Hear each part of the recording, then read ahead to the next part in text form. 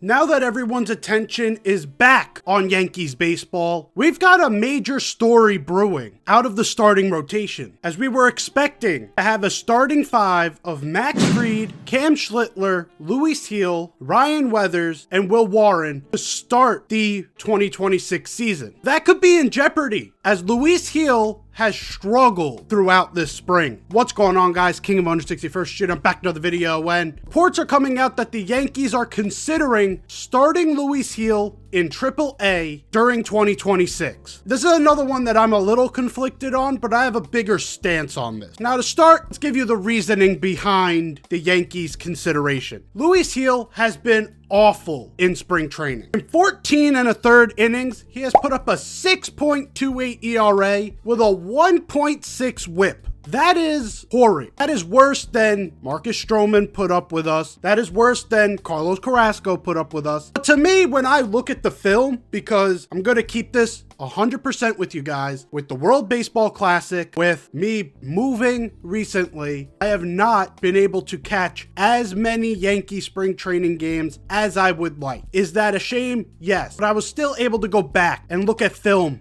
of what happened in these games and all the home runs he's given up, because that's a big key to why his numbers look like that. He is getting shelled. One of the big things is in those 14 and a third innings, he only has 4 walks. When you think of a Luis Gil start, when things start to implode, it's usually control. But during this, he has not walked many batters. So his main culprit has been the long ball. Every single long ball that I have seen looks like he is trying too hard to be in the zone. To me, this looks like the Yankees gave him a clear message at the start of spring training. We need you to cut the walks. The control needs to be there. We cannot have you walking 5 batters a game and hoping to curtail your way out of it. Problem with that is now it's almost as if Luis Gil is kind of taking some off of what he has to try and be over the zone. But when you do that, you just become Marcus Stroman. You just become Carlos Carrasco. And that's exactly what's happened. 93 miles an hour over the middle of the plate. That's not coming back. And that's his fastball. This is a guy who averaged 96 to 97 on that fastball. Throwing his changeup. His changeup has wicked movement, but now his changeup just looks like a batting practice fastball right down the middle, and hitters are not missing. Mind you, the Yankees have clear reasoning for why they would tell him the walks need to be cut. When you are averaging the amount of walks that Luis Gil has over the past 2 years, it is very hard to find success. Walks will always be a major culprit in whether you have a good start or a bad start. Usually you could see if he has 3 or 4 walks, usually that was not a great night. When they have 0 to 1 or 2 walks, you could see that could probably be a good night. The problem with telling Luis Gil to limit the walks is you're telling him to not be himself. He got to this point. He got to being Rookie of the Year. He got to winning a World Series game by having electric stuff, by being able to try and fool hitters with movement. And yes, when you have that much movement on your pitches, like Luis Gil has, at times your control could be off. But you take that. If the movement is fooling hitters, if the movement allows you to not be hit. Luis Gil over the past 2 years has had a below 200 opponent's batting average against. These guys can't hit him. So when you tell him, now I need you to be someone completely devoid of who you are, it's the opposite that happens. Now he's become very hittable. Now he's become home run prone. And mind you, should we be looking at spring training results and saying this is 100% what someone's going to be? No. Spring training is usually where people work on stuff. Spring training, especially for guys who are established major leaguers, is to warm up the regular season, which is why you don't take hitters' stats that seriously. Players are just getting ramped up, and especially now that guys like Judge, guys like Jazz, and all them,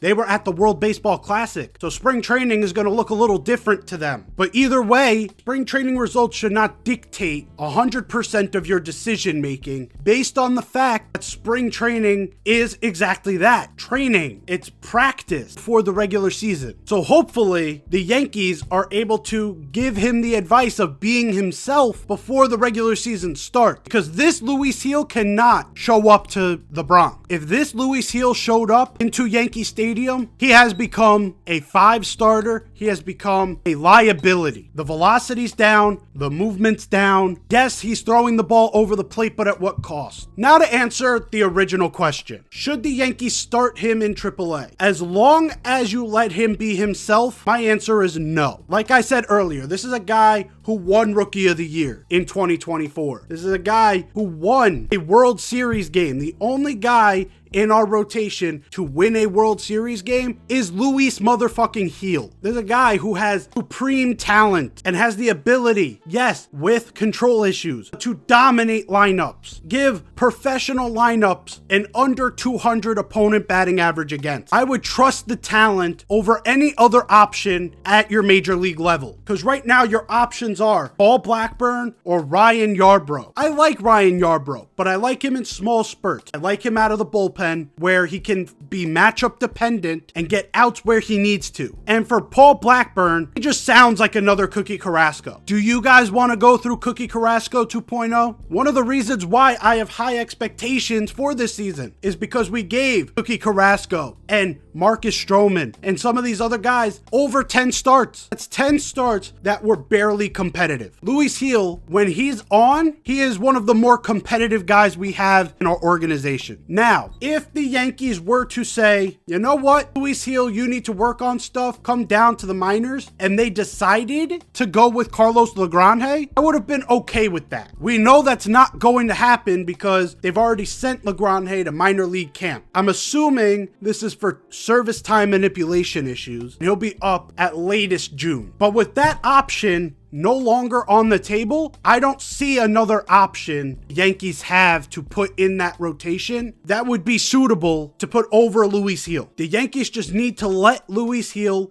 be himself. He has a big start tonight that is probably going to be his last of spring training. If he could perform here, if he could give you his 97-mile-an-hour fastball back, if he can locate that changeup a little bit better, I think Yankee fans and the organization can collectively take a little bit of a deep breath, be able to chill out and let Luis Heel perform at the major league level. But what do you guys think? Do you think Luis Heel needs to be sent down to the minor leagues? Do you think he still needs to make adjustments here? Do you think Luis Heel is going to be just fine? Let me know in the comments below. Like the video if you enjoyed, subscribe if you're new. Yankees baseball all day, every day from here on out. I can't wait for opening day. We've got 1 week. So if you're ready for the ride, hit that subscribe button. Until next time, I'm out of here. Take care and peace.